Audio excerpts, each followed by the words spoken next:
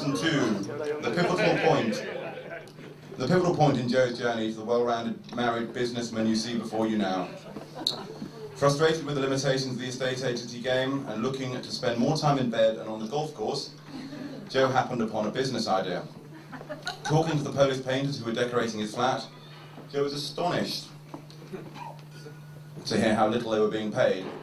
The germ of an idea grew, and before long he was organising far more lucrative short-term employment for them.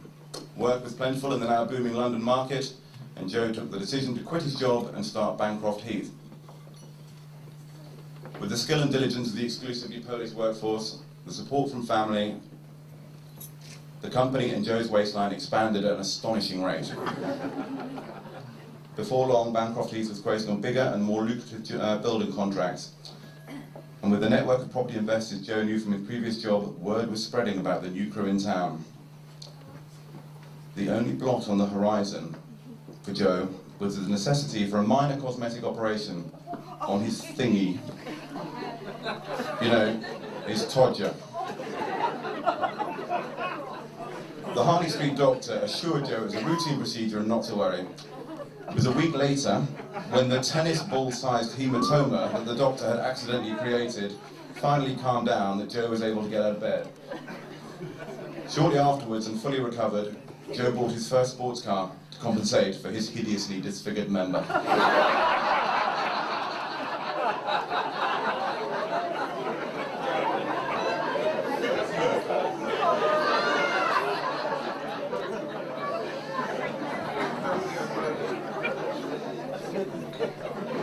As befitting his newly found status as owner-director of a West London construction company, Joe took membership of the hottest club in town, China White.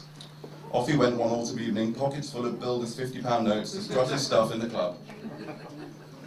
The next I hear from him is a phone call at work the following morning-ish. He sounds dreadful as always, but is strangely excited. Joe tells me of a beautiful and intelligent girl from Essex he met the previous night. I, having worked in the city long enough around Essex girls, inform him he must have been mistaken. He was, however, for once correct. Susie Benz, an independent, ambitious lawyer, had Joe Pirrie completely smitten. Over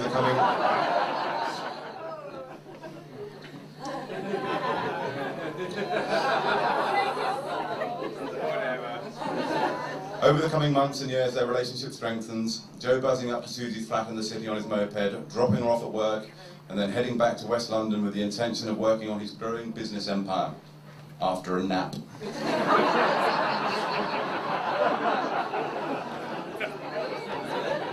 Soon, property development was within the capabilities of the ever-growing Bancroft Heath, and Joe traded up to bigger and more exclusive flats around Notting Hill. The office moved to a large flat on the Portobello Road, where we also lived, causing merry hell in the surrounding pubs. Joe and Susie were firmly established as an item, and Susie decided to move to Putney to be closer to the river.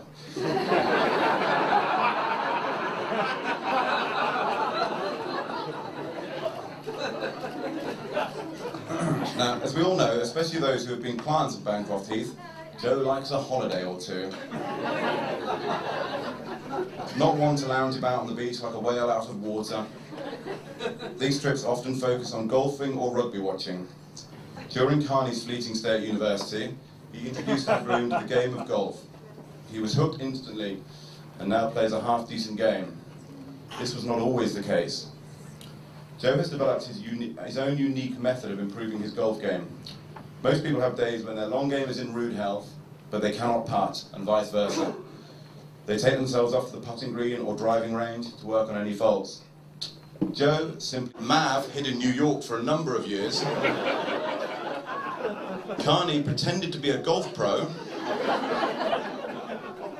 And Cheeky Howard became a Buddhist monk.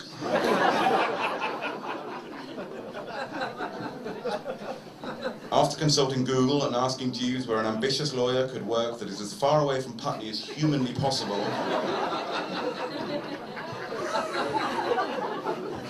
Susie set off for Sydney. Joe and Freddie the cat were distraught. Once again, the pin was freed from the social hand grenade, and a year of biblical boozing and disgraceful behaviour commenced.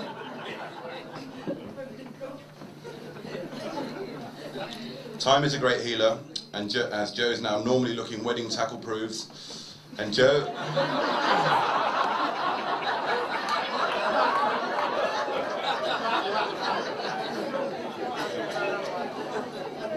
and Joe and Susie began to talk regularly from their respective hemispheres. Modern technology can be a wonderful thing, and Skype especially has been fundamental in bringing Joe and Susie back together. Joe has spent many hours in his office at the bottom of the garden Skyping with Susie, little mouse in hand, frantically tapping away.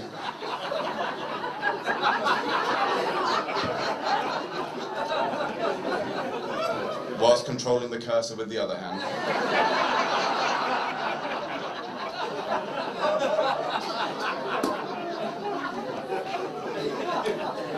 The reconciliation was complete, and Joe and Susie travelled regularly between London and Sydney.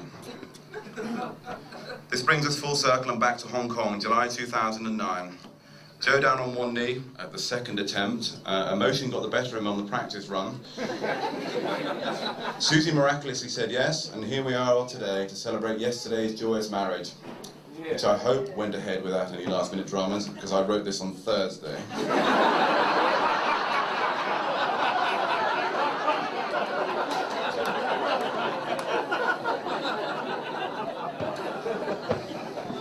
A mini stag do to the Hong Kong Sevens was a quiet affair, which did, however, manage largely to the time difference to get pissed 3 times in one day, which is a new record.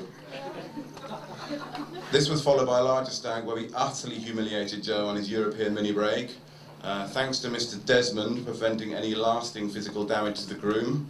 The emotional scars will heal in time. Thanks also to Challo for bringing Joe's pink latex gimp suit back to the UK for his future enjoyment. So there you have it, the life and times of Joe Pirrie. A thoroughly good bloke, as loyal, generous, and on occasion amusing mate as you could ever ask for. I, as we all do, wish Joe and Susie all the very best in this new exciting time of their lives. If Joe is as successful as a husband as he's been in all other facets of his life, they will have a ball. Ladies and gentlemen, it's time to raise a glass and a cheer to Mr. and Mrs. Pirrie.